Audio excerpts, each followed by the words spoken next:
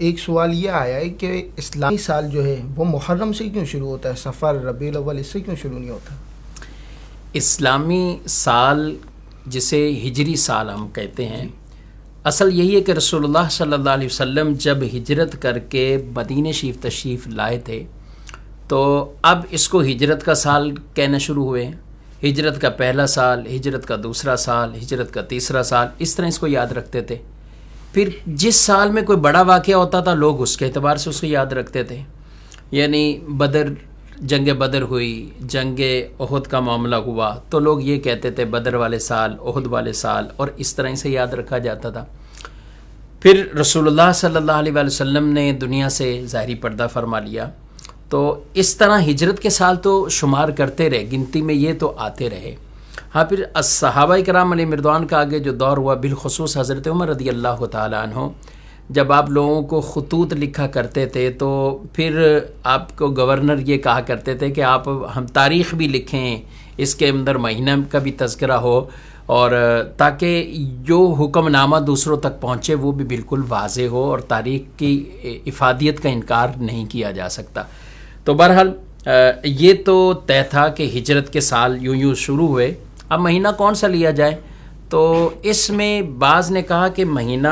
وہ لیں کہ رسول اللہ صلی اللہ علیہ وسلم جب مدینہ شریف آ گئے تھے اور وہ ربیع الاول کا مہینہ تھا. جب ہجرت کر کے مدینہ پہنچے تو ربیع الاول شریف کا مہینہ تھا،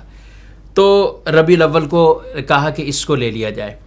اور اس پر بھی صحابہ کرام علیہ مردوان کی مشاورت ہوئی، بالخصوص سیدنا علی رضی اللہ تعالیٰ عنہ، وہ بھی اس مشاورت میں، حضرت عمر رضی اللہ عنہ نے خود ان سے بھی مشاورت فرمائی، حضرت عثمان غنی رضی اللہ تعالیٰ عنہ جو پہلے ہی فرمایا کرتے تھے اور مشورہ یہ بھی وہ بھی یہ دیا کرتے تھے کہ اپنے سال کو محرم سے شروع کرو، کیونکہ حج کے بعد برکت والا یہی مہینہ، حج سے لوگ واپسی آتے تھے تو اس کو ایک اگلا سال شمار کیا جاتا تھا. اور محرم شریف کو مہینے کو ویسے بھی کئی طرح کی نسبتیں ہیں، اور عاشورہ کے دن کو بالخصوص کئی طرح کی نسبتیں، بڑے بڑے بہت سے ایسے واقعات جو یوم عاشورہ میں ہوئے ہیں. اور پھر امام حسین رضی اللہ تعالیٰ عنہ کی یہ عظیم شہادت والا واقعہ وہ بھی اس مہینے میں اور عاشورہ کے دن میں ہوا. تو خیر، محرم شریف کے حوالے سے اس وجہ سے یہ صحابہ کی باہمی مشاورت کے بعد حضرت عثمان غنی رضی اللہ عنہ نے جو کہا کہ حج کے بعد یہ پہلا مہینہ ہے تو سال کا آغاز اس مہینے سے کیا جائے. ایک تو یہ بھی بیان کی گئی تو رسول اللہ صلی اللہ علیہ وسلم ہجرت کر کے ربیع الاول میں تو آپ مدینہ شریف تشریف لائے تھے، لیکن جو ہجرت کی تیاری تھی نا، یہ سب معاملات وہ محرم کے اور وہ اس مہینے سے ہی شروع ہو چکے تھے، تو اس لیے اسی سے ہی ہجری سال کا آغاز وہ کہا گیا ہے.